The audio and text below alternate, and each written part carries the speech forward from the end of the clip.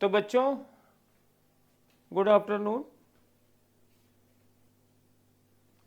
और आज होली के स्पेशल जो टेस्ट हो रहे थे उसका लास्ट टेस्ट है और उसका डिस्कशन करने के लिए हम लोग यहाँ पर हैं। पढ़ने का अधिकार सबको, डॉक्टर बनने का अधिकार सबको, ये आप जानते हैं, सिंह सर हैं। और ये चाहते हैं कि हर गरीब अमीर सबका बच्चों को पूरा अधिकार मिले, तो इसलिए कई चीज़ें चलाते रहते हैं। अभी हम लोगों ने जो बच्चे घर नहीं जा पाए थे, हॉस्टल में थे, उनको कल खाना वाना भी वितरित कराया गया है, तो थैंक्स टू सिंह सर। और अब हम लोग ये पेपर डिस्कस करते हैं। तो ये पहला क्वेश्चन है, परसेंटेज एरर। हमें वॉल्यूम की निकालनी है और एक शीट है, उसकी लंबाई, चौड़ाई और ऊंचाई की एरर्स दी। हम जानते हैं V बराबर L, B और H, लेंथ, ब्रेथ और हाइट। तो डेल्टा V अपॉन V बराबर delta L upon L plus delta B upon B plus delta H upon H। तो सबकी एरर जोड़ दीजिए, 100 से मल्टीप्लाई कर दीजिए अगर परसेंटेज एरर है, तो बस रख के जोड़ देते हैं। ये है 2%, दूसरी भी है 2%, तीसरी है 0.5%। तो आंसर कितना हो गया बच्चा? 4.5%। तो फर्स्ट का आंसर थर्ड वाला होगा। मिला लीजिए, ठीक है। अब दूसरा क्वेश्चन देखते हैं। A ball is dropped from height h on a horizontal floor and goes up to height h after hitting the floor. English में नहीं लिखा है। h से गिरती है और h/4 ऊंचाई तक जाती है, तो एनर्जी का लॉस देखना है। तो ये बॉल h हाइट से गिरी,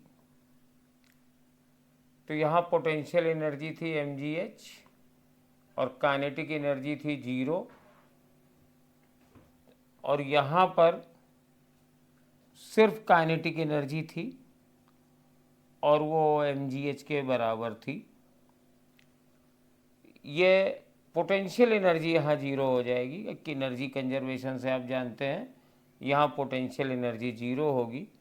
और फिर ये h/4 हाइट तक गई है, तो इसका मतलब है यहाँ वेलोसिटी 0 है और पोटेंशियल एनर्जी इसकी हो जाएगी mgh/4। तो बच्चों देखो, पहले एनर्जी थी mgh और बाद में थी mgh/4 और फ्रैक्शन ऑफ एनर्जी लॉस्ट। तो एनर्जी लॉस्ट कितनी होगी? mgh पहले जो थी माइनस जितनी बची mgh/4, और फ्रैक्शन निकालना है तो इसको mgh से डिवाइड कर देंगे, तो ये आ जाएगा 1 - 1/4 बराबर 3/4। तो सेकेंड आंसर इसका आ जाएगा। ठीक है, देख लीजिए। और इसके बाद हम लोग करते हैं third question. The moment of inertia of a metre stick of mass 400 gram about an axis at right angle to the stick and located at 25 centimeter from one end of the stick. तो ये metre stick है, तो इसकी लंबाई 1 metre होगी और मास 400 ग्राम है, यानी माइनस 0.4 kg होगा। और एक्सिस कौन सी है? एक एंड से 25 सेंटीमीटर। 25 सेंटीमीटर का मतलब है 1/4।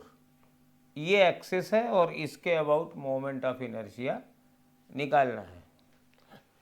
तो कैसे निकालेंगे? पहले हम निकालेंगे इसका मोमेंट ऑफ इनर्शिया, इसकी सेंटर ऑफ मास एक्सिस के अबाउट। ये सेंटर ऑफ मास है, मिडिल पॉइंट पे होगा और लंबाई इसकी 1 है। तो ICM बराबर कितना हो जाएगा, मास यानी 0.4 और multiplied by 1 square by 12, ml²/12 हम लोग फार्मूला यूज कर रहे हैं। अब इन दोनों के बीच में पैरेलल एक्सिस थ्योरम लगा देंगे, तो रिक्वायर्ड मोमेंट ऑफ इनर्शिया बराबर ICM इंटू मास, और ये वाली डिस्टेंस भी 1/4 होगी, क्योंकि अगर 25 सेंटीमीटर है तो 25 सेंटीमीटर ये भी होगा, तो m 1/4 का स्क्वायर। ये हो जाएगा 0.4 into 1 square by 12 plus 0.4 into 1 square by 4 का स्क्वायर यानी 16। तो एलसीएम ले लो, 48 आ जाएगा। तो 12 चौक 48, 0.16 नहीं 1.6, 0.4 इंटू 4 और 16 3 48 यानी 1.2। तो 1.6 और 1.2 ये हो जाएगा 2.8/48। अब इसको भाई डिवाइड तो करना पड़ेगा। देखो क्या आएगा, ये डेसिमल हटा दिया, ये आ गया, है ना। तो 4 सतह 28 और 12 चौक 48, 7/120। तो इसको हम लिख देंगे 7/12 इंटू 10⁻⁻1।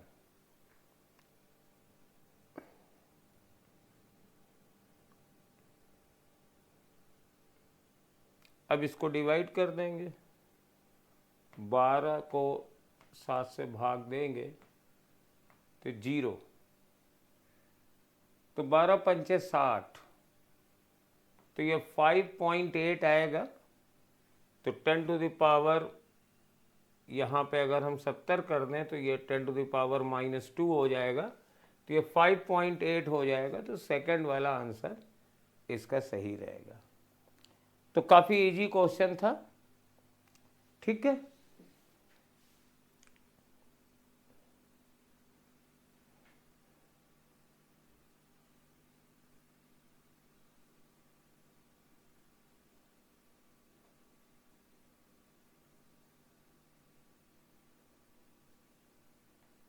चलिए अब चौथा क्वेश्चन करते हैं। A satellite is moving around the earth in order to make move to infinity. तो ये बिल्कुल बच्चों का रटा हुआ क्वेश्चन है। अगर आप वेलोसिटी को √2 टाइम्स कर दें तो सैटेलाइट एस्केप कर जाता है, और ये बिल्कुल फैक्ट पर आधारित है। तो चौथा क्वेश्चन हो जाएगा इसका। और a 5 centimetre long copper wire is stressed to increase the length by 0.5। Find the lateral strain if the Poisson ratio for copper is 0.13। तो पॉइजन रेशियो का फार्मूला होगा 0.13 बराबर minus lateral strain upon longitudinal strain. तो 0.5/5। तो delta R/R बराबर हो जाएगा 0.13 into 0.1 यानी 0.013।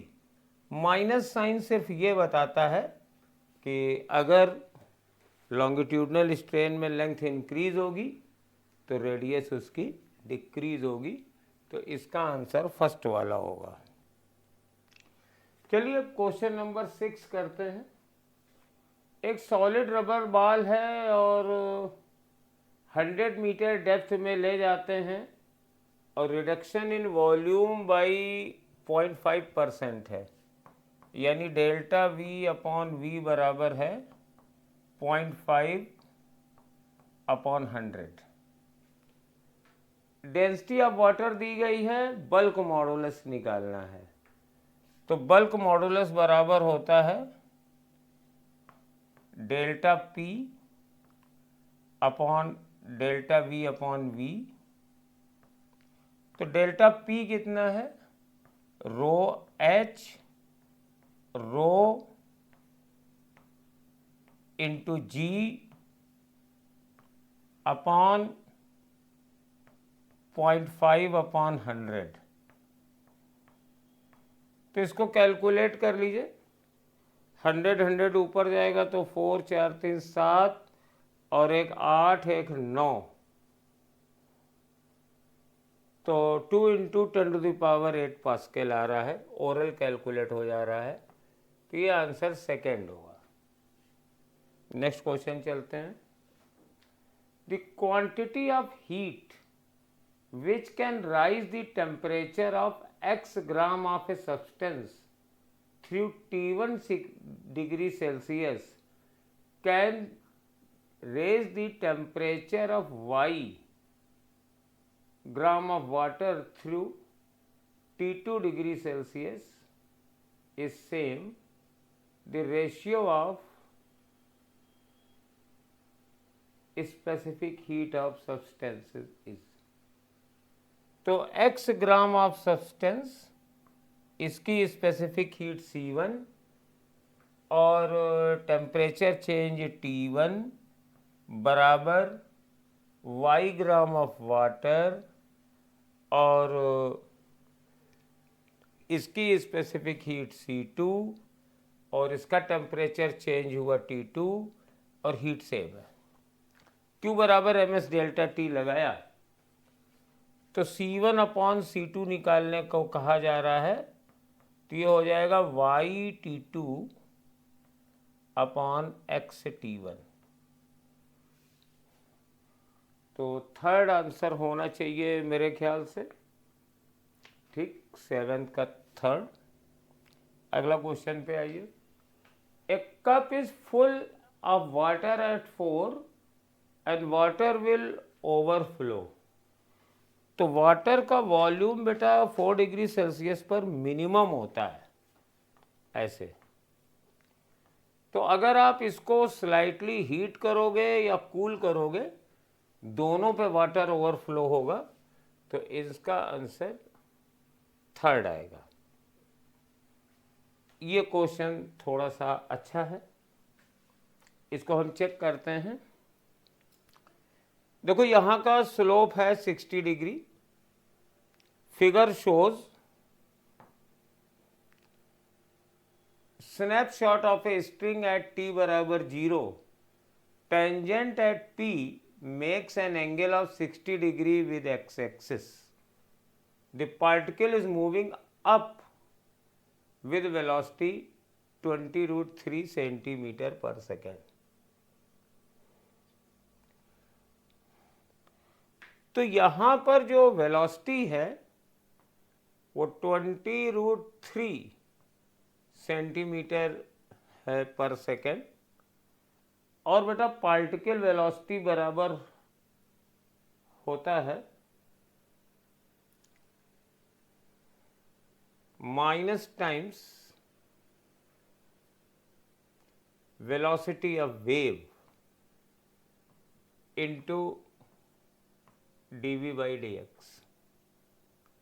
तो 20√3 बराबर -v और dv/dx ये 60 डिग्री है, तो 10 60 यानी √3। तो मेरे पास पार्टिकल की वेलोसिटी -20 हो गई, और चूंकि ये सेंटीमीटर पर सेकेंड है तो ये सेंटीमीटर पर सेकेंड हो जाएगा। और पार्टिकल का जो एम्पलीट्यूड है वो 4 है, तो ये दो तो आप बिल्कुल ही माइनस कर दीजिए। और देखो ये वाली वेलोसिटी में माइनस है ना इक्वेशन में, तो ये राइट साइड में जा रही है, तो ये गलत हो गया। तो सेकंड वाला सही होगा। ओमेगा और लेमडा निकालने के चक्कर में नहीं पड़ना चाहिए, जबकि क्वेश्चन का आंसर ऐसे ही सेकंड वाला आ रहा है। Charge Q is placed at the corner of A cube the combined electric flux. तो अगर ये कॉर्नर पर है तो इस चार्ज का बेटा सिर्फ 1/8 पोर्शन अंदर माना जाता है। तो कंबाइंड इलेक्ट्रिक फ्लक्स तो Q/8 एप्सिलॉन 0 हो जाएगा। थर्ड वाला ये रहेगा, इट इज द थर्ड। आइए क्वेश्चन नंबर 11 में आइए।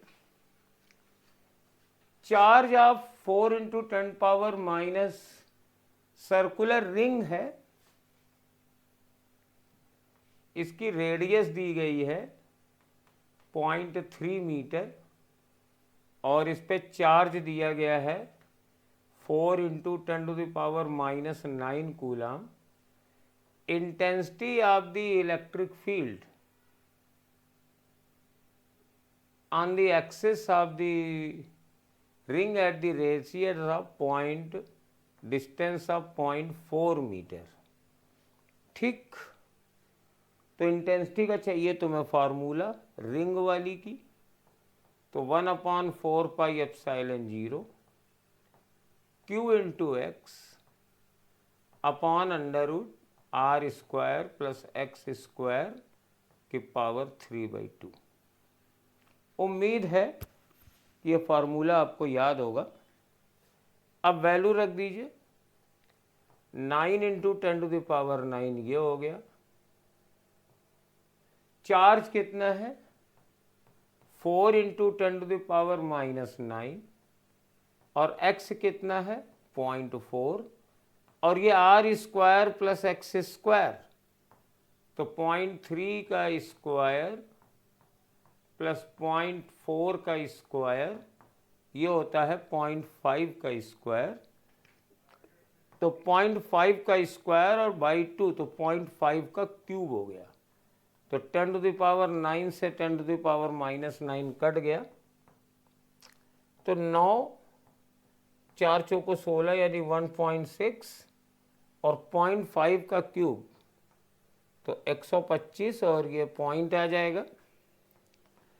अब मल्टीप्लाई कर दीजिए, यहाँ 3 है, यहाँ 1 ही है, तो 1600 × 9/125। तो चलिए इसको लिख दिया 1.6 × 1000 × 9/125। 125 ये 8 बार चला गया और 9 8 72 हो गया। 1.6 × 72। अब 16 दूनी 32 की 2 हाथ से लगे 3 और 16 सते, तो 16 पंचे 80, 16 छक्का 96, 16 सत्ते 112 और 3 115, तो 115.2 फोर्थ वाला आंसर आएगा। क्या मैंने ये कैलकुलेशन सही किया है? हाँ ठीक किया है, बिल्कुल सही किया है, चौथा ही है। नेक्स्ट देखिए, इन दी blocks M1 and M2 are placed as shown in figure. A force F is applied on block M1.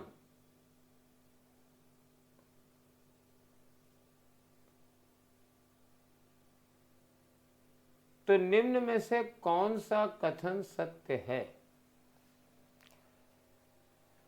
तो इस क्वेश्चन में देखो बेटा, ये है क्या कि M1 पर फोर्स लगाया जा रहा है और फिगर में फोर्स ये M2 पर शो किया गया है। तो पहले तो मुझे पेपर देख लेना चाहिए, क्योंकि स्लाइड बनने में अक्सर गड़बड़ हो जाती है। पेपर में आपके किस पर फोर्स लगा हुआ था?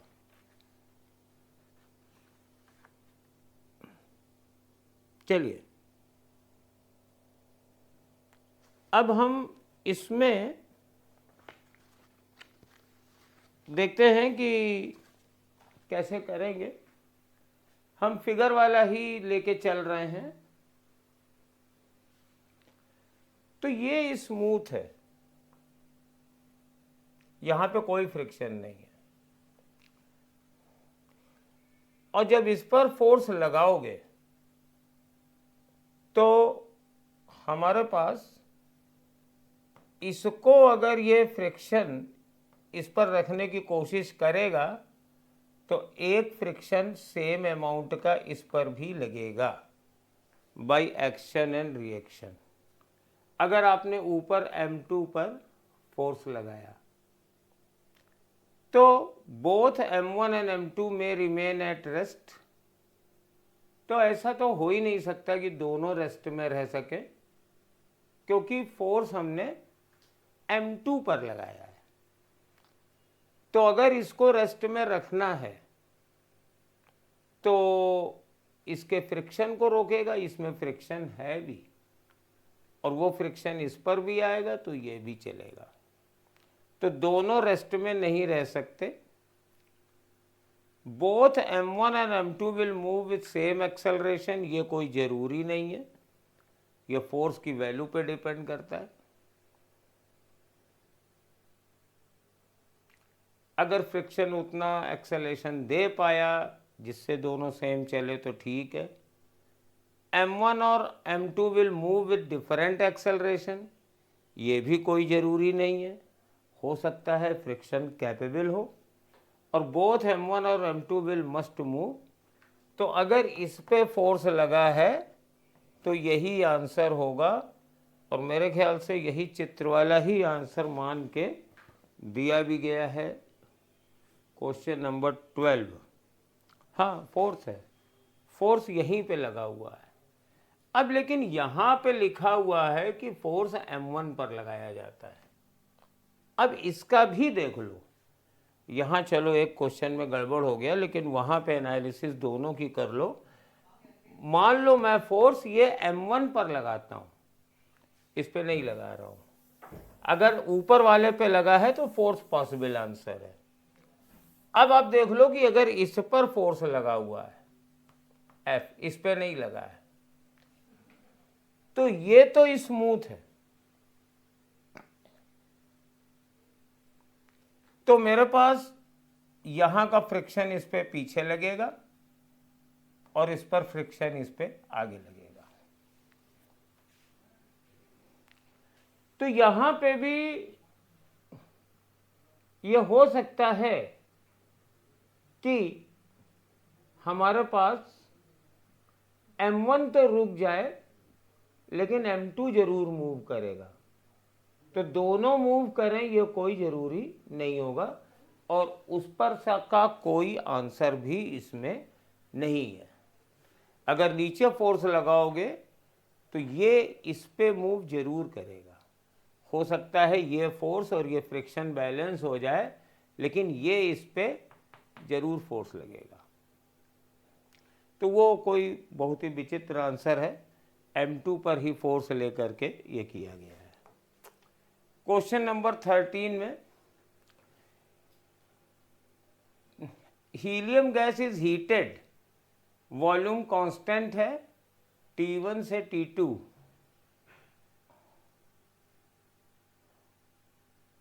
it heated the same amount from same state keeping the pressure constant by same amount, the rise in temperature will be। तो जब कांस्टेंट वॉल्यूम है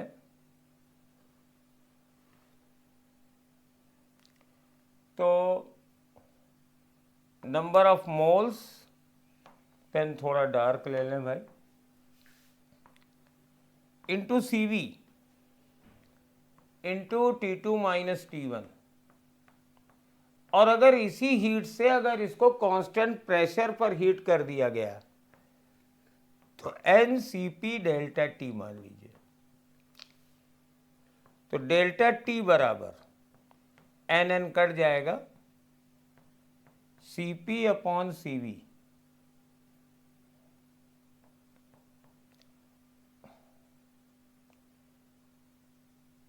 डेल्टा टी निकालना है तो उल्टा हो गया, Cv upon Cp into T2 minus T1।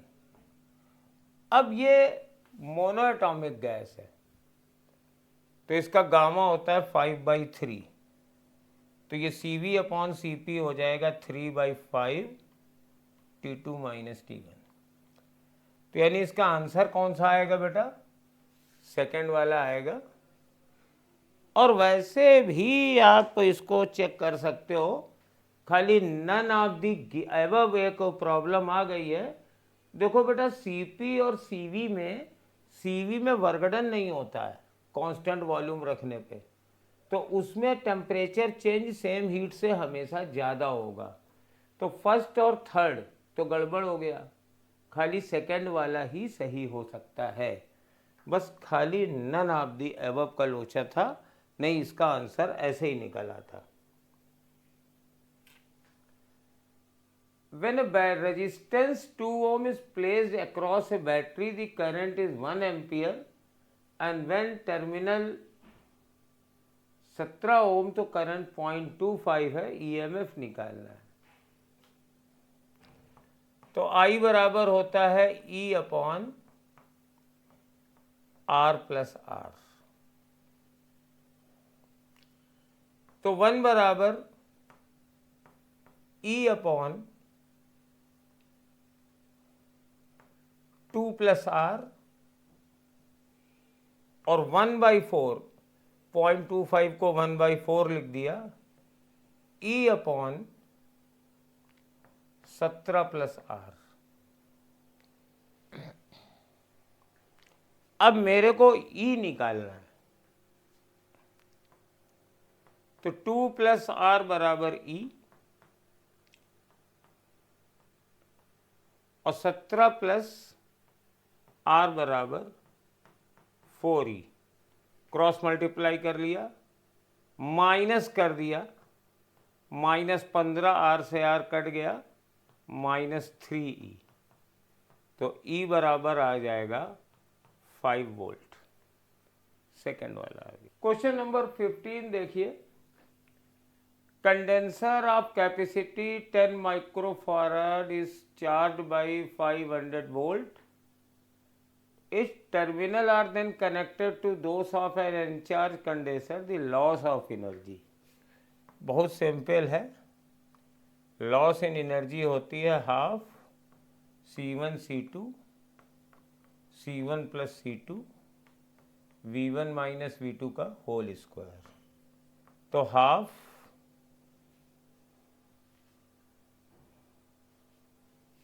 ये 10 है और ये 40 है, तो 400/50 माइक्रोफैराड है, तो 10⁻⁻⁶ इंटू V1 है 500 और V2 है 0 क्योंकि दूसरा अनचार्ज था। तो ये हो जाएगा, एक 0 कट गया, 50 दूनी 100, हाँ 50 दूनी 100 कट गया 4, तो 4 इंटू 25 का स्क्वायर 5 का स्क्वायर 10⁻⁴ इंटू 10⁻⁻⁶, तो 25 चौका 100, तो 0.1,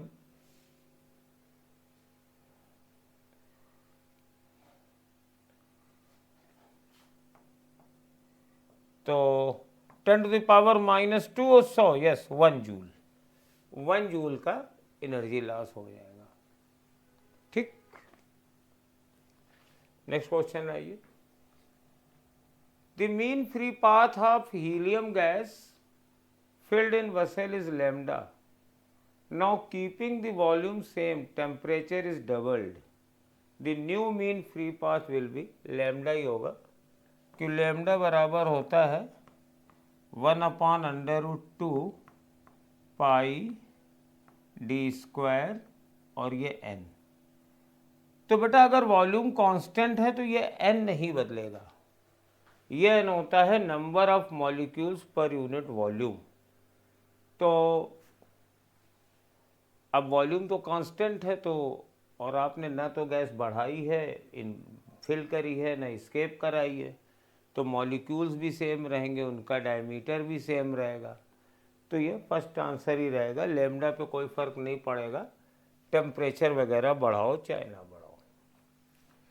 ये बहुत ही सिंपल है क्योंकि ये यूनिफॉर्म फील्ड है और ये बेटा लूप है, तो लूप पर तो यूनिफॉर्म फील्ड में फोर्स 0 होता है, तो इसको करने की कोई ज़रूरत नहीं थी। यहाँ पर ये तीनों इंडक्टर पैरेलल में है, 3 3 3 ए और बी के बीच में, तो 1/L बराबर 1/3 प्लस 1/3 प्लस 1/3, तो L बराबर 1 हेनरी हो गया, थर्ड हो गया। चलिए, तो क्वेश्चन नंबर 19 देखते हैं। यहाँ से किरचॉफ लॉ लगाइए। VA करंट ऐसे जा रही है तो रेजिस्टेंस 1 है, करंट 5 एम्पियर की है, तो ड्रॉप होगा -5, ये 15 वोल्ट का गेन होगा, और -L 5 × 10⁻³ और करंट di/dt होता है, इसके में ड्रॉप होता है L di/dt, तो di/dt 10⁻³ है, डिक्रीजिंग है, तो ये प्लस हो जाएगा, तो 10⁻³ बराबर VB, तो ये दोनों कैंसिल हो गए, -5 + 5 कैंसिल हो गया, तो VB - VA बराबर 15 वोल्ट हो जाएगा, तो आंसर सेकंड है, इसका आंसर सेकंड है। ठीक, चलिए आगे वाला क्वेश्चन देखते हैं। Reading of ammeter in milliampere है, तो अमीटर हमेशा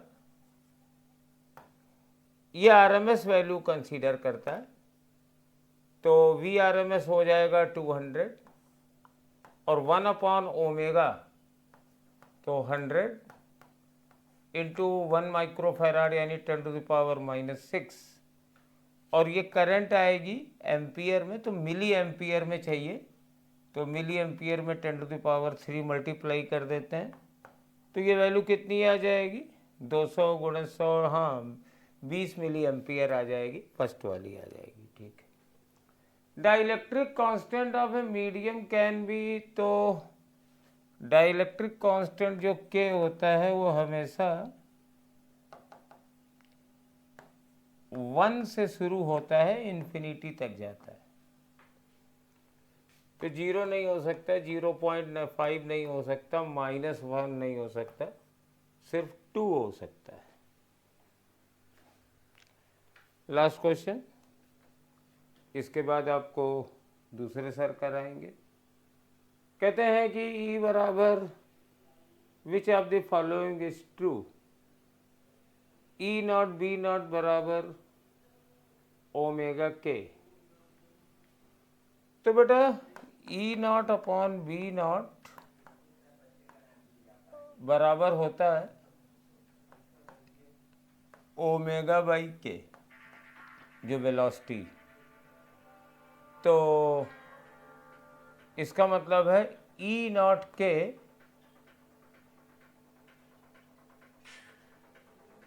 बराबर B0 ω, थर्ड वाला ऑप्शन सही होगा। हाँ, चलिए स्टार्ट करते हैं। क्वेश्चन नंबर 23, करा magnetic field can be produced by, तो जो बेटा मैग्नेटिक फील्ड है आपका वो कौन प्रोड्यूस कर सकता है, तो मूविंग चार्ज, ये भी ऑप्शन सही है आपका। स्टडी इलेक्ट्रिक करंट, आपने पढ़ा ही है, बहुत सारे एप्लीकेशन पढ़े कि जब करंट फ्लो होता है तो कंडक्टर के चारों तरफ मैग्नेटिक फील्ड प्रोड्यूस हो जाता है, तो ये भी सही है। बाई चेंजिंग इलेक्ट्रिक फील्ड, आपने ये भी पढ़ा होगा, E.dl, ठीक है ना, तो इसकी वजह से भी आपका EMF प्रोड्यूस होता है, तो वो भी आपका मैग्नेटिक फील्ड प्रोड्यूस करता है, तो ये भी सही है। तो इसका सही जवाब क्या होगा, फोर्थ होगा, all of above, all of above. Okay, theoretical question था, बड़ा आसान था। Question number 24, the image of a small electric bulb fixed on the wall of a room is to be obtained on the opposite wall 3 metre away by means of a large convex lens. What is the maximum possible focal length of the lens required to the purpose. तो आपने बेटा एक formula पढ़ा होगा, Newton displacement पढ़ा होगा कि displacement method से डिस्प्लेसमेंट मेथड से हम लोग किस तरह कॉन्वेक्स लेंस का फोकल लेंथ कैलकुलेट करते हैं. तो वहाँ पर जो दे रखा था वहाँ पे कंडीशन दे रखी होती है कि अगर कभी भी हम डिस्प्लेसमेंट मेथड से फोकल लेंथ कैलकुलेट कर रहे होते हैं तो वहाँ पर जो distance between object and image है ए इज ग्रेटर देन 4f होना चाहिए, इज ग्रेटर देन 4f होना चाहिए, 4f से कम नहीं होना चाहिए, greater than or equal to 4f. तो कुछ ऐसा ही यहाँ पर है कि इस दीवार पे आपका बल्ब लगा है, बीच में कहीं कॉन्वेक्स लेंस सेट किया गया होगा और सामने आपके वॉल पे उस बल्ब का इमेज बन रहा होगा. तो यहाँ पे मैक्सिमम फोकल लेंथ की बात की जा रही, तो जो एफ मैक्स होगा वो हो जाएगा a/4 और a is the distance between the object and image. और जो आपका वॉल्स के बीच का सेपरेशन दे रखा है वो कितना दे रखा है, 3 मीटर दे रखा है. तो ये हो जाएगा 3/4 मीटर. अगर इसको सेंटीमीटर में चेंज करेंगे 100 से मल्टीप्लाई करेंगे और तब इसको सॉल्व करेंगे तो ये आ जाएगा 75 सेंटीमीटर. तो ये डिस्प्लेसमेंट मेथड से सॉल्व होना था. फिर बेटा ये आपका एक प्रिज्म का क्वेश्चन दे रखा है, right angle prism is shown in figure under action the refractive index of the prism material में बी. तो बेटा देखो दो चीजें, क्वेश्चन बड़ा भी सॉल्व हो सकता है, हम लोग पार्ट वाइज पार्ट करें तब भी. मैं कुछ चीजें आपसे बोलना चाहता हूं कि यहां पे देखो TIR हो रहा है, यहां से लाइट रे बाहर नहीं निकली, यहां पे TIR हो गया. और अगर हम देखें तो फर्स्ट सरफेस पर जो लाइट रे इंसिडेंट हो रही है वो परपेंडिकुलर इंसिडेंट हो रही है. जब फर्स्ट सरफेस पर लाइट रे परपेंडिकुलर इंसिडेंट हो और सेकंड सरफेस पे TIR हो जाए तो इसके लिए जो रिफ्रैक्टिव इंडेक्स होता है म्यू, बेटा उसका फार्मूला होता है mu is greater than or equal to cosec A. और ए बेटा कितना दे रखा है, 45 डिग्री दे रखा है ये आपका. तो कॉसेक 45 की जो वैल्यू होगी वो √2 होती है और √2 की वैल्यू क्या हो जाएगी आपकी 1.414. तो राइट आंसर इज सेकेंड. तो अपना जो सही जवाब है वो सेकेंड है.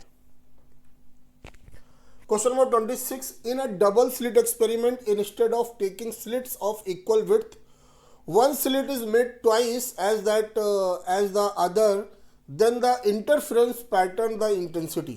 देखो जब हम YDAC पढ़ रहे होते हैं तो इंटरफ्रेंस पैटर्न में हम लोगों ने देखा था कि जो I max है तो वो आपका √I1 प्लस √I2 का होल स्क्वायर लिखा गया था, या लिखा गया था K A1 प्लस A2 का होल स्क्वायर.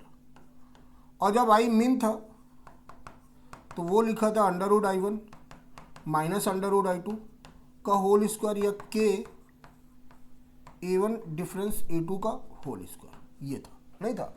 और अगर A1 बराबर A2 है, अगर विड्थ बराबर थी तो यहाँ पर आपने 4A पढ़ा होगा कुछ और यहाँ पर 0 पढ़ लिया होगा. जब आपका विड्थ अनइक्वल हो गई, एक का ट्वाइस हो गया, तो I मैक्स की वैल्यू 4A से क्या हो जाएगी, बड़ी हो जाएगी. और I min भी 0 से क्या हो जाएगा, बड़ा हो जाएगा. तो जब अनइक्वल आ जाता है तो यहाँ पर जो I मैक्स होगा वो 4A से बड़ा होगा और जो I min होगा वो भी 0 से क्या हो जाएगा, बड़ा हो जाएगा. तो कभी भी अनइक्वल विड्थ की बात करें तो वहाँ पर आप देखिए जो मैक्सिमा है उसकी भी इंटेंसिटी इंक्रीज हो रही है और जो मिनिमा है आपका उसकी भी इंटेंसिटी क्या हो रही है, इंक्रीज हो रही है. तो मैक्सिमा विल इंक्रीज, ये भी सही है. मैक्सिमा विल डिक्रीज, ये गलत हो गया आपका. मिनिमा विल इंक्रीज, हाँ ये भी सही है. तो आपका फर्स्ट एंड थर्ड सही होगा और फर्स्ट एंड थर्ड के हिसाब से आपका क्या होगा, सेकंड ऑप्शन सही होगा. ओके, ये था. Question number 27, the binding energy per nucleon of 6C12 is 7.68 million electron volt and that of 6C13 is 7.47 million electron volt. The energy required to remove one neutron from C13 is. तो ध्यान से देखिएगा, जब binding energy per nucleon की बात की जा रही है तो टोटल एनर्जी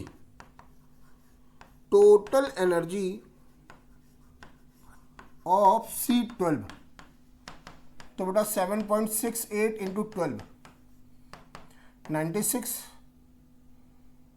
81, 92, ये आपका आ गया। अगर हम यहां पे देखें टोटल एनर्जी,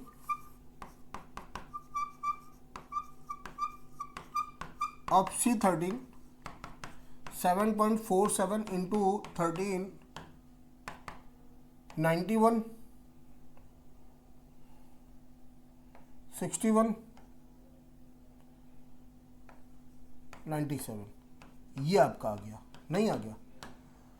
तो जो न्यूट्रॉन है, the energy required to remove one neutron is from C13, तो जो रिक्वायर्ड एनर्जी होगा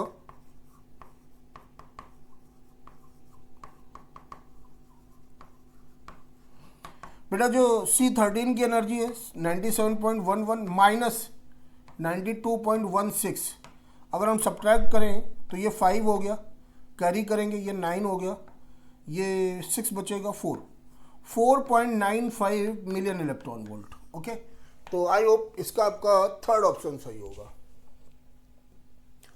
question number 28, the for work function of a caesium metal is 2.14 electron volt when light of frequency 6 into 10 power 14 hertz is incident on metal surface. Photo emission of electron occurs when it is maximum kinetic energy in joule. ठीक है ना। तो ध्यान से देखने वाली बात है कि देखो ये वर्क फंक्शन दे रखा है फाई 2.14 इलेक्ट्रॉन वोल्ट, और जो फ्रीक्वेंसी दे रखा है तो उससे हम लोग एनर्जी निकाले तो वो भी इलेक्ट्रॉन वोल्ट में, तो एच न्यू ये जूल में आ रहा है, तो ये 6.6 इंटू 10 पावर माइनस 34 न्यू हो गया, 6 इंटू 10 पावर 14, और इसको हमने डिवाइड कर दिया 1.6 इंटू 10 पावर माइनस 19 से, ये मेरा इलेक्ट्रॉन वोल्ट में आ जाएगा।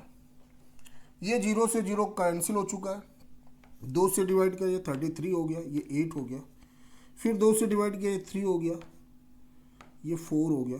ठीक है ना। अब ये माइनस 19 ऊपर जाएगा, प्लस का होगा 33 होगा, 10 पावर माइनस 1 आएगा, और ये 99 हो जाएगा अपॉन 4 हो गया, तो ये 9.9 हो जाएगा अपॉन 4, और ये सब इलेक्ट्रॉन वोल्ट पे ही चल रहा है। अगर हम डिवाइड करें तो 2.75 इलेक्ट्रॉन वोल्ट ये। तो हम लोगों ने एक क्वेश्चन पढ़ रखा है, E बराबर E के मैक्स प्लस 5, तो यहां से E के मैक्स आपका E माइनस 5 बन जाएगा, और बेटा E कितना हो गया आपका 2.475 माइनस 2.14, तो ये 5 हो गया, ये 3 हो गया, ये भी 3 हो गया। अच्छा, ये इलेक्ट्रॉन वोल्ट पे आ रहा है, इसको जूल में चेंज करने के लिए 1.6 इंटू 10 पावर माइनस 19 से मल्टीप्लाई कर दिया। टेबल पढ़ना 16 का आसान है मेरे लिए। 88, 56, 5,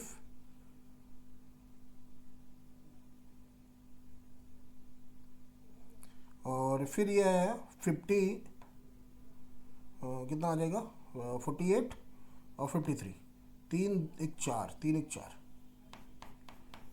तो ये आ रहा है 0.536 इंटू 10 पावर माइनस 19 जूल।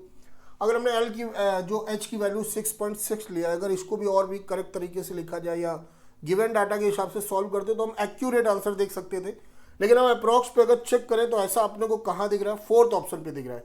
इन्होंने लिखा है 0.56 इंटू 10 पावर माइनस 19, और अपना जो कैलकुलेशन जा रहा है 0.536 इंटू 10 पावर माइनस 19 पे जा रहा है, तो अपना जो सही जवाब होगा वो क्या होगा, फोर्थ होगा। Number of uranium 235 nuclei required to undergo fission to give off energy.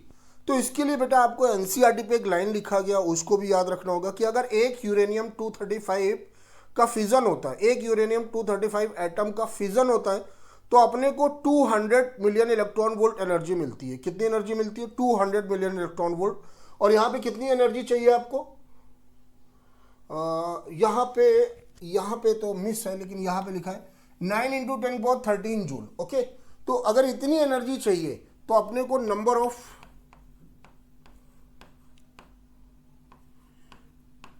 To 35 atom बेटा टोटल एनर्जी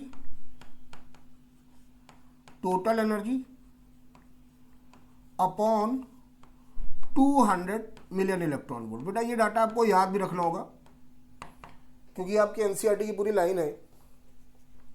टोटल एनर्जी क्या हो गया 9 इंटू 10⁻13,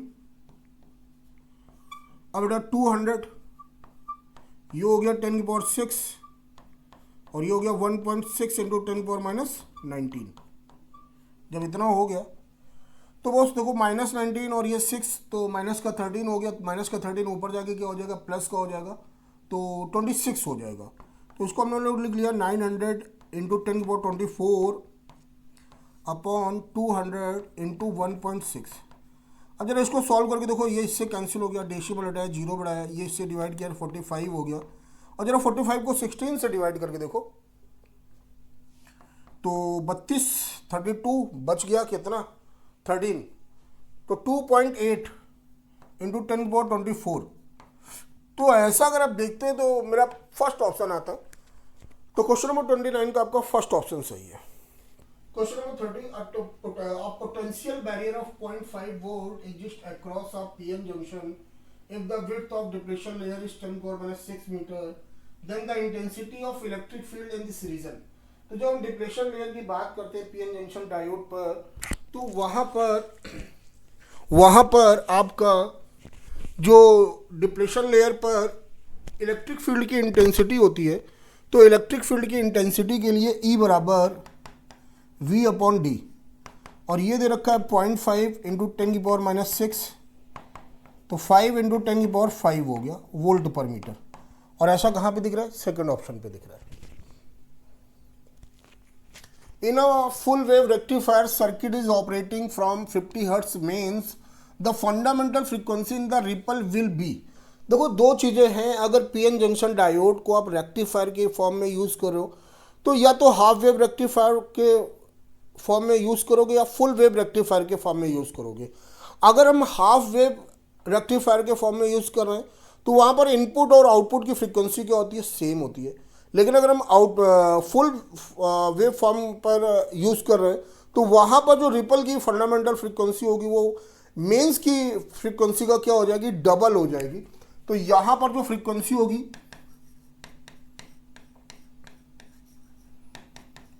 वो मेंस की फ्रीक्वेंसी का डबल हो जाएगी। तो जो आपका आंसर आएगा 100 हर्ट्ज आएगा।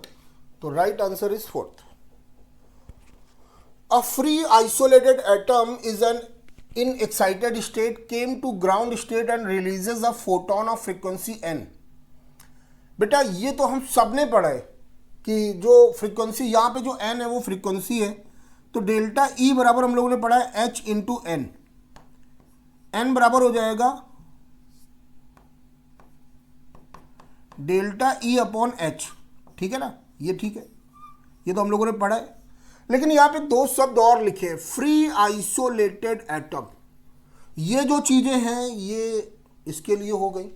लेकिन अगर फ्री आइसोलेटेड एटम है तो जब उससे फोटोन निकल रहा होगा तो पॉसिबिलिटी इस बात की भी है कि जो एटम है वो रिक्वाइल हो जाएगा।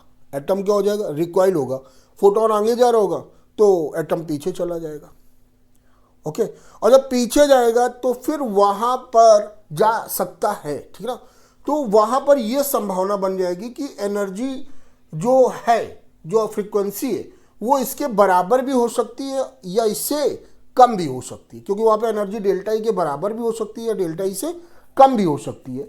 तो इस हिसाब से अपना जो राइट एक्सप्लेनेशन होगा फ्री आइसोलेटेड के लिए रिक्वाइल की कंडीशन की वजह से, रिक्वाइल की कंडीशन की वजह से ये होगा। तो राइट आंसर इज फोर्थ। बेटा velocity of a body is expressed at v की पावर v बराबर g की पावर a m की पावर b r की power c, where g is a universal gravitational constant, m is mass and r is radius, then the value of a b c। देख बच्चा basic सबको पता है, हमें भी पता है, आपको ही पता है। लेकिन इस क्वेश्चन की लैंग्वेज पढ़ने के बाद मेरे को ये पता चल गया कि ये थोड़ा ग्रेविटेशन से रिलेटेड क्वेश्चन लग रहा है। अब ग्रेविटेशन से रिलेटेड क्वेश्चन में हम लोगों ने दो ही फार्मूले पढ़े, ऑर्बिटल वेलोसिटी √gm/r या एस्केप वेलोसिटी, क्योंकि ऐसा कुछ लिखा नहीं है, √gm/2gm/r, दो से हमें मतलब नहीं है। अगर हम देखेंगे तो यहाँ पे g की पावर कितनी है 1/2, m की पावर कितनी है 1/2, r की पावर कितनी होगी -1/2। तो अगर हम कंपेयर करें तो a मेरा 1/2, b मेरा 1/2, c मेरा -1/2। बेसिक से लगाने की कोई जरूरत नहीं, आपको कॉमन सेंस लगा लेना चाहिए। तो अपना राइट आंसर क्या सेकंड है। हाँ बेटा, क्वेश्चन नंबर 34 यहाँ पे आप देखेंगे तो आपको कोई क्वेश्चन पता होना चाहिए, y बराबर x tan theta -gx² / 2u² cos² theta. तो अगर हम कंपेयर करें तो tan थीटा a बराबर √3 हो गया, तो थीटा a बराबर कितना हो गया 60 डिग्री, और tan थीटा b बराबर क्या हो गया 1 हो गया, तो थीटा b बराबर क्या हो गया 45 डिग्री। ओके, तो अब देख लेते हैं initial angle of projection of A with the vertical is more than that of B. अगर हम वर्टिकल से एंगल देखें, वर्टिकल से जो एंगल आएगा ये 30 डिग्री आएगा, और इसका वर्टिकल से एंगल क्या आएगा 45 डिग्री आएगा, ठीक है ना। तो ये तो ए का छोटा आ रहा है, तो यही इनकरेक्ट था। तो इनकरेक्ट पे अपना टिक कहाँ मारेंगे, हम फर्स्ट ऑप्शन पे मारेंगे, क्योंकि ये इनकरेक्ट हो गया। दूसरा वाला देखो, हॉरिजॉन्टल से 60 डिग्री, ये स्टेटमेंट सही है, सही है, 30 ये भी सही है, तो तीनों ऑप्शन सही है। फर्स्ट ऑप्शन आपका क्या है, गलत है। Question number 35, a ball of mass m is dropped from height h on a horizontal floor which collides with it with speed u. If coefficient of restitution for collision with floor is e, then impulse imparted to ball by the floor on its third rebounds.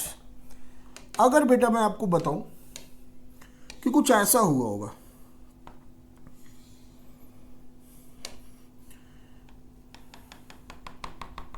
ये होगा, यहां पे एक टक्कर होगी, फिर इसके बाद यहाँ पे दूसरी टक्कर होगी, फिर इसके बाद यहाँ पे तीसरी टक्कर होगी, नहीं होगी। अच्छा, यहाँ पे जिस स्पीड से गिरा, ऐसे सॉरी, ये यहाँ पे जाएगा इस तरह, और ये जिस स्पीड से जाएगा उसी स्पीड से ये आएगा, नहीं होगा। तो ये पहली टक्कर हो गई, ये दूसरी टक्कर हो गई, फिर दूसरी टक्कर के बाद स्पीड चेंज होगी, ये आपका हो गया। तो जो दूसरी टक्कर के बाद स्पीड होगी वो टकराते समय वही होगी, और इसके बाद फिर आपका तीसरी बार टक्कर इस तरह होगा, ठीक है ना, ये आपका हो गया। तो आप ध्यान से देखो, जो आपका इम्पल्स होता है। अच्छा, एक चीज और, यहां पर जो Vn होता है e की पावर n इंटू √2gh, या इसी बात को लिख सकते हैं e की पावर n इंटू u, क्योंकि क्वेश्चन में दे रखा है कि वो कोलाइड कर रहा है कितनी स्पीड से, u स्पीड से, ये Vn हो गया। तो अगर हम दूसरी, क्योंकि उसने बोला है फ्लोर इट्स थर्ड रिबाउंस, तो जब थर्ड रिबाउंस हुआ होगा तो दूसरी टक्कर हुई होगी, और ये तीसरी टक्कर है। तो हम दूसरी टक्कर की अगर हम बात करें तो e की पावर 2 इंटू यू आएगा, और तीसरी टक्कर की बात करें तो e की पावर 3 इंटू यू आएगा। और जो इम्पल्स होता है वो चेंज इन मोमेंटम के बराबर होता है, तो जो इम्पल्स हो जाएगा, अब ध्यान से देखो, आप तीसरी टक्कर के बाद बॉल ऊपर जा रही है, जबकि तीसरी टक्कर के पहले बॉल कहाँ जा रही है, नीचे जा रही है। तो ये डायरेक्शन एक दूसरे के क्या होंगे, अपोजिट होंगे। तो अगर तीसरी टक्कर ऊपर प्लस साइन के साथ ले लिया तो डाउनवर्ड डायरेक्शन किस साइन के साथ लेना है, माइनस साइन के साथ लेना है। और तीसरी टक्कर के लिए हमने इस दे रखा है e की power 3 into you minus e की पावर 2 इंटू यू, तब ये आ जाएगा m, e² कॉमन लिया, u कॉमन लिया, ब्रैकेट में बन गया e+1। ये मेरा आया इम्पल्स या चेंज इन मोमेंटम। अब मैं चेक कर लेता हूँ ऐसा ऑप्शन कहाँ दिख रहा है, और ये पहले ही ऑप्शन पे दिख गया। तो क्वेश्चन नंबर 35 का आपका फर्स्ट ऑप्शन सही है। बेटा, student takes 50 gram wax, specific heat 0.6 kilo calorie per kilogram degree Celsius, and it heats till it boils. The graph between temperature and time is as follows. Heat supply to the wax per minute, जो heat supply की जा रही है पर minute वो निकालना है आपको।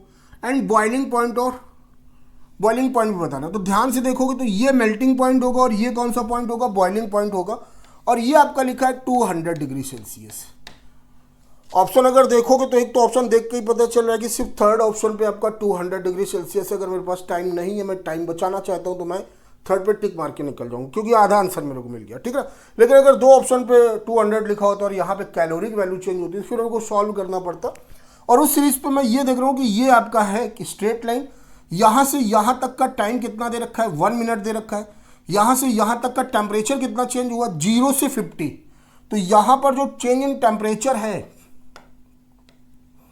डेल्टा थीटा, वो है 50 डिग्री सेल्सियस। ओके, ध्यान से देखो, ये किलो कैलोरी पर किलोग्राम है। तो अगर इसको हम चेंज करना चाहें तो हम 0.6 कैलोरी पर ग्राम डिग्री सेल्सियस भी लिख सकते हैं। और यहां पर जो हीट आएगा वो आएगा MS डेल्टा थीटा।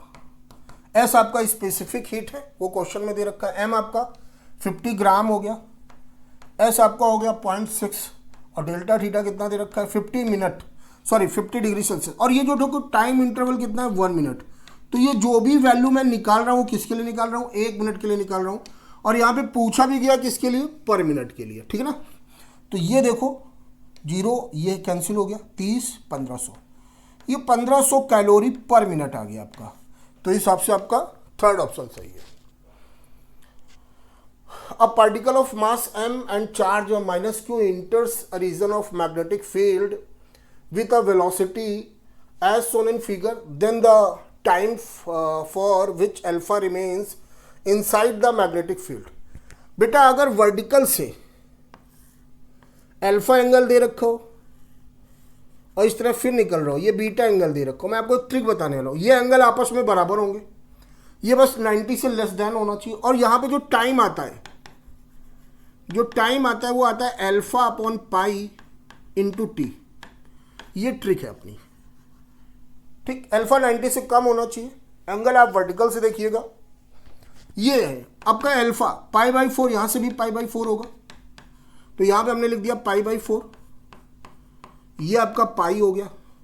और टी आपका जो आपने फार्मूला याद किया था 2πm/qb। तो बेटा पाई से पाई गया, 2 2 हो गया। तो यहाँ पे बेटा क्या आ गया, सॉरी ये अल्फा था, तो ये आ गया बेटा m। अच्छा यहाँ पे π/4 रखेंगे तो हाँ, तो पाई रहेगा। तो ये आ गया m π/2qb। तो हमारा कौन सा ऑप्शन सही हो गया, सेकंड ऑप्शन सही हो गया। तो मुझे लगता है ये सबसे आसान सी अप्रोच करने के तरीका है। तो आई होप आपको समझ में भी आ गया होगा ये। Question number 38, in a LCR AC series circuit L of 5 Henry, omega 10 radian per second, R 50 ohm, power factor 0.5, the value of capacitance निकालना है। तो बेसिक फार्मूला हम लोगों ने याद किया, cos फाई बराबर होता है R/Z। बेटा cos फाई 0.5 दे रखा है, 0.5 बोले तो 1/2 R100Z। तो बेटा यहां से Z बराबर कितना आ गया, 200 ओम आ गया, ठीक है ना। अब यहां से दूसरा फार्मूला लगाया, Z बराबर R² plus omega L -1/ओमेगा C का होल स्क्वायर। जब ये फार्मूला लगा दिया तो ध्यान से देखोगे तो यहां पे लिख दिया 200, यहां पे लिख दिया 100 का स्क्वायर प्लस 100L -1/100C का होल स्क्वायर। दोनों तरफ को स्क्वायर करिए,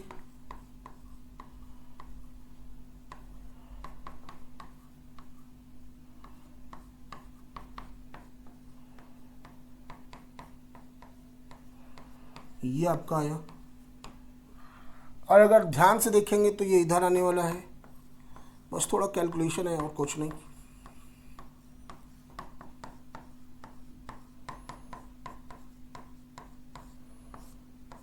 ये हो गया, ये आपका 3000 आ जाएगा। अगर हम स्क्वायर रूट ले लें 3 × 10⁴ हो जाएगा। ये हो जाएगा 100 इंटू, बेटा L कितना दे रखा है 5, -1/100 c हो जाएगा। ये बच्चा पार्टी आ जाएगा कितना, इसको अगर सॉल्व करोगे तो ये 1.732 इंटू 10⁻² हो जाएगा, और ये हो जाएगा 500 -1/100 c। तो यहाँ से ये आ जाएगा 173.2।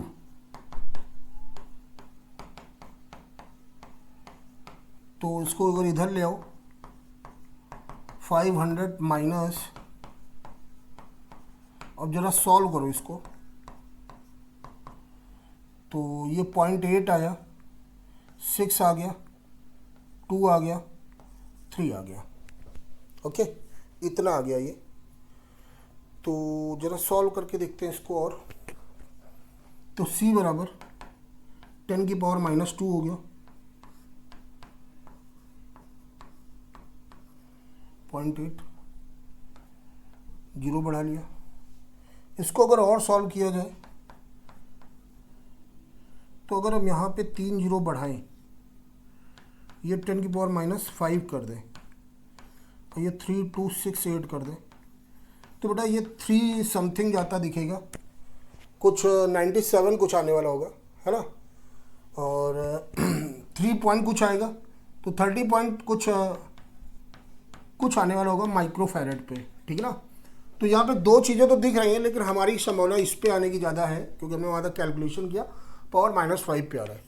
तो हमारा कौन सा ऑप्शन सही होगा, सेकेंड ऑप्शन सही होगा। Question number 39, both read the following statement, both concave and convex mirror can form the virtual image for real object. बिल्कुल सही है, क्योंकि अगर देखा जाए तो कॉन्केव मिरर है, अगर वहाँ पे रियल ऑब्जेक्ट आपका मिरर और फोकस के बीच में रखा है तो वो उसका वर्चुअल इमेज बना देता है, और कॉन्वेक्स मिरर रियल ऑब्जेक्ट का आपका वर्चुअल इमेज बनाता ही है, तो ये तो सही हो गया। A virtual image can not be caught on a screen but it can be photographed, ये भी आपने थ्योरेटिकल पॉइंट पढ़ा, ये भी सही है। The diver under water looks oblique at a fisherman standing on the bank of a lake.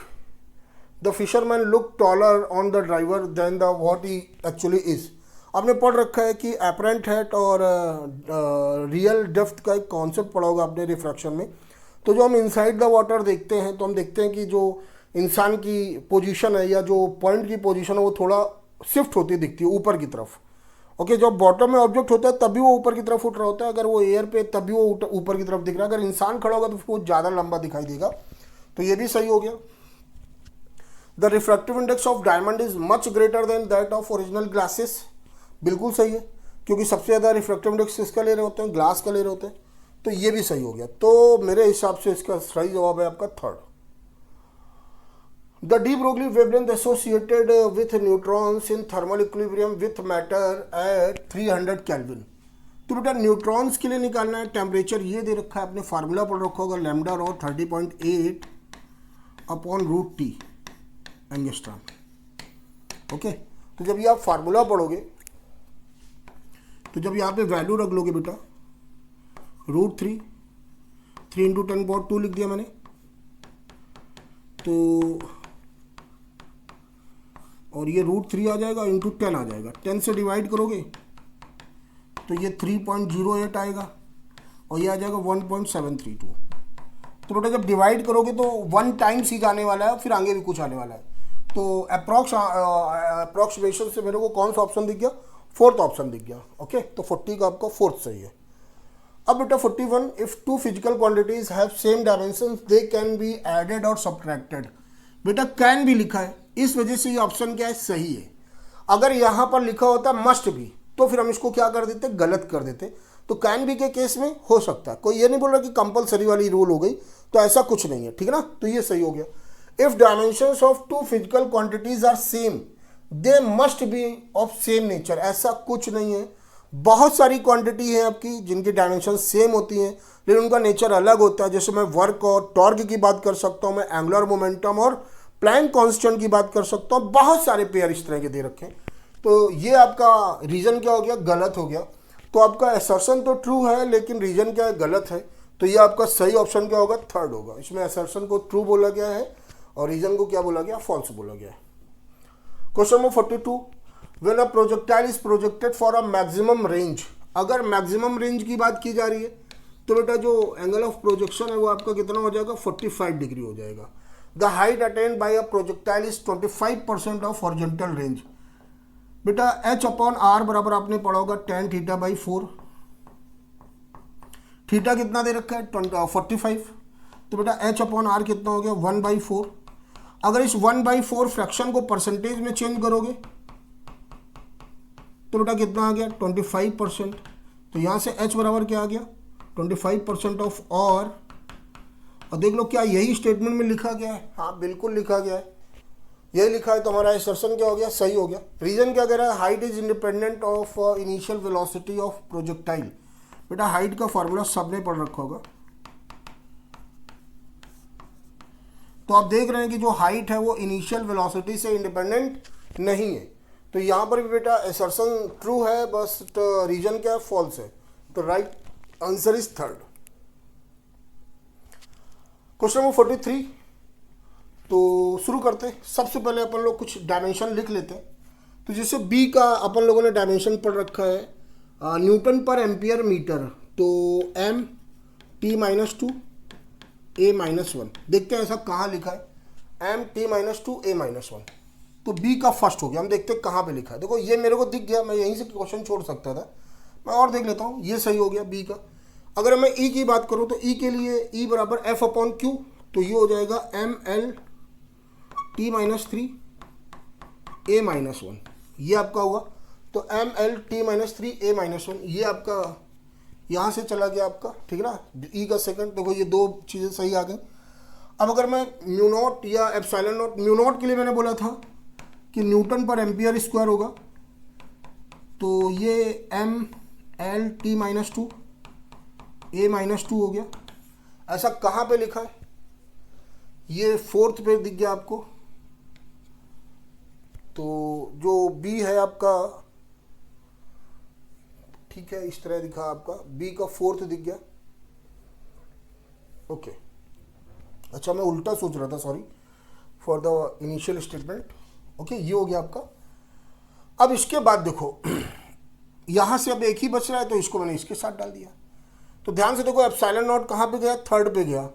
ठीक है, ये दो ऑप्शन दिख रहे थे, चलो थर्ड पे, एक इसके साथ चला गया, थर्ड पे चला गया। बी किस पे चला गया, बी मेरा फोर्थ पे चला गया, बी फोर्थ पे दिख गया। सी मेरा किस पे चला गया, सी मेरा गया सेकंड पे, सी मेरा गया ml3 t-3 a-1। तो यहाँ पर तो बी कहाँ जाता दिख रहा है, बी मेरा फर्स्ट पे जाता दिख रहा है, और सी मेरा सेकंड पे जाता दिख रहा है, और जो डी मेरा है आपका वो मेरा फर्स्ट पे जाता दिख रहा है। ऐसा कहाँ पे लिखा है, सेकंड ऑप्शन पे लिखा है। तो 43 का आपका सेकंड ऑप्शन सही होगा। चलिए 44 and acceleration and versus position graph दे रखा है। ये एक्सेलरेशन और ये है आपका ग्राफ, और ये आपका पोटेंशियल एनर्जी और एक्स का ग्राफ है। और ग्राफ को अगर ध्यान से देखो आप लोग, तो ये 20 लिखा हुआ है। ओके, ये 4 लिखा हुआ है, ये 8 लिखा हुआ है, ये एक्सेलरेशन है, ये आपका डिस्प्लेसमेंट हो गया। ये 120 लिखा हुआ है, ये माइनस का 120 लिखा हुआ है, ये 4 लिखा हुआ है, ये 8 लिखा हुआ है, ये x लिखा हुआ है मीटर में, ये पोटेंशियल एनर्जी लिखी है जूल में। ओके, कुछ ऐसा ग्राफ है, अगर आपको क्लियर ना हो रहा हो तो 1 kg मास है इसका, ठीक है भाई। और x बराबर 0 पर वेलोसिटी कितनी है, 4 मीटर पर सेकेंड, 4 मीटर पर सेकेंड। कह रहा है कि match the following at x बराबर 8, ठीक है भाई, x बराबर 8 की बात कर रहा है। चलो अगर मैं ध्यान से देखूं, कुछ चीज़ें करनी पड़ेंगी। ये जो ax ग्राफ है, ax ग्राफ का जो बाउंडेड एरिया होता है वो किसके बराबर होता है, वो बराबर होता है आपका चेंज इन वेलोसिटी के, चेंज इन वेलोसिटी के। तो अगर हम ध्यान से देखें तो इसका जो एरिया आएगा वो आ जाएगा 20 × 4 प्लस 1/2 इंटू 4 इंटू 20। तो ये 120 आ गया। ये क्या आ गया बेटा, 180 40 120, हाँ ठीक है। और हम लोगों ने पढ़ रखा है कि जो change in velocity a into X अगर हम इक्वेशन ऑफ मोशन से लगाएं तो वी स्क्वायर बराबर U square minus V square minus U square upon 2a, ये आपका 120 हो गया, ये 240 हो जाएगा। वी स्क्वायर और यू कितना दे रखा था बेटा, 4 दे रखा था, तो 4 का स्क्वायर, तो बेटा वी स्क्वायर कितना हो जाएगा आपका 256। ओके, ये ठीक, ये बी स्क्वायर हो गया 256। अगर मैं फाइनल काइनेटिक एनर्जी निकालूं हाफ एम वी स्क्वायर, तो ये 128 जूल आ गया। ये क्या आ गया, 128 जूल आ गया। तो x बराबर 8 आपकी फाइनल काइनेटिक एनर्जी है, तो x बराबर 8 पे आपका पोटेंशियल फाइनल काइनेटिक एनर्जी कितना आ रहा है, 128 आ रहा है। तो आपका ए पे क्या पूछा गया, काइनेटिक एनर्जी 128 कहाँ पे लिखा है, आर पे लिखा है। तो बेटा ए की ग्रुपिंग किससे बन गई, आर से बन गई। ए की ग्रुपिंग किससे बन गई, आर से बन गई। अगर हम आगे देखें तो दूसरा जो ऑप्शन दिख रहा है आपका, तो जो दूसरा ऑप्शन दिख रहा है work done by conservative force, work done by conservative force, बेटा work done by conservative force minus delta U के बराबर होता है, minus U final minus U initial होता है। और ध्यान से देखेंगे यू फाइनल कितना है -120, यू इनिशियल कितना है 120। अगर इसको हम लोग सॉल्व करें तो ये बेटा प्लस का 240 आता दिख रहा है। तो ध्यान से देखो यहाँ पे 250 कहाँ दे रखा है, ये सेकंड ऑप्शन पे दे रखा है। तो बी का मेरा क्या बन गया, क्यू बन गया। ठीक है, total work done, total work done की अगर हम बात करें तो टोटल वर्क डन डब्ल्यू बराबर चेंज इन काइनेटिक एनर्जी। तो चेंज इन काइनेटिक एनर्जी के लिए के इनिशियल निकालना पड़ेगा, हाफ एम 1 हो गया और वी का स्क्वायर कितना हो गया 16। तो इनिशियल काइनेटिक एनर्जी कितनी होगी 8 जूल, फाइनल काइनेटिक एनर्जी कितनी होगी 128। तो बेटा work done by total work done जो हो जाएगा 120 जूल हो जाएगा। ये कहाँ पे दिख रहा है, पी ऑप्शन पे दिख रहा है। तो सी का क्या हो जाएगा, पी हो जाएगा। ओके, कोई बात नहीं। अब ये आपका आ गया। अब यहाँ पे ध्यान से देखो work done by external force. तो अगर हम इसको देखें वर्क एनर्जी थ्योरम कि W external plus W conservative बराबर 120 आ रहा है, बराबर 120 आ रहा है। अब अगर हम ध्यान से देखें तो यहाँ पे डब्ल्यू कंजर्वेटिव हम लोगों ने निकाला था कितना 240। तो डब्ल्यू एक्सटर्नल आपका आ जाएगा माइनस का 120 जूल। और ऐसा कहीं ऑप्शन पे नहीं दिख रहा है, तो इसका आपका हो गया टी। इसका क्या हो गया, टी। अब हम लोग जरा मैच कर लेते हैं। ए का मेरा आर दिख रहा है, ये बी ऑप्शन पे दिखा, पी का मेरा क्यू दिखा, और सी का मेरा पी दिखा, और डी का मेरा टी दिखा, डी का मेरा। तो मेरा राइट आंसर क्या होगा, सेकंड होगा।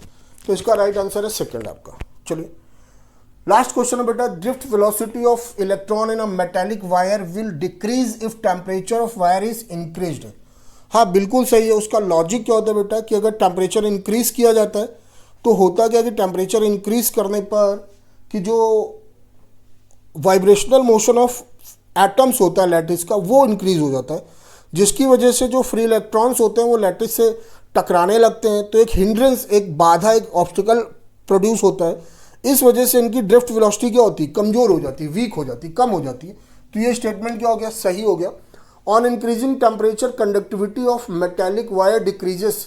बेटा अगर टेम्परेचर इंक्रीज करोगे तो रेजिस्टेंस क्या होगा, इंक्रीज होगा। और जब रेजिस्टेंस इंक्रीज होगा तो अगर हम कंडक्टिविटी की बात करें तो जब रेजिस्टेंस इंक्रीज हो रहा था आपका, क्योंकि रेजिस्टेंस जो है वो आपका इंक्रीज हो रहा है, तो यहाँ पर कंडक्टिविटी भी क्या होगी, कंडक्टिविटी जो होगी वो आपकी क्या हो जाएगी, डिक्रीज हो जाएगी। जो रेसिस्टिविटी होती है वो इंक्रीज होती है, लेकिन जो कंडक्टिविटी है वो आपकी क्या होती है, डिक्रीज हो जाती है। ये दोनों स्टेटमेंट क्या है, सही है, लेकिन इनका दूर दूर से कोई रिश्ता नहीं दिख रहा है, तो कोई एक्सप्लेनेशन नहीं दे रहा, तो इस वजह से आपका सेकंड ऑप्शन सही होगा। ओके, तो आई होप आपको कोई अगर दिक्कत रही हो तो उसको मैं दूर करने पे शायद मैंने थोड़ी हेल्प की हो। चलिए, जय हिंद।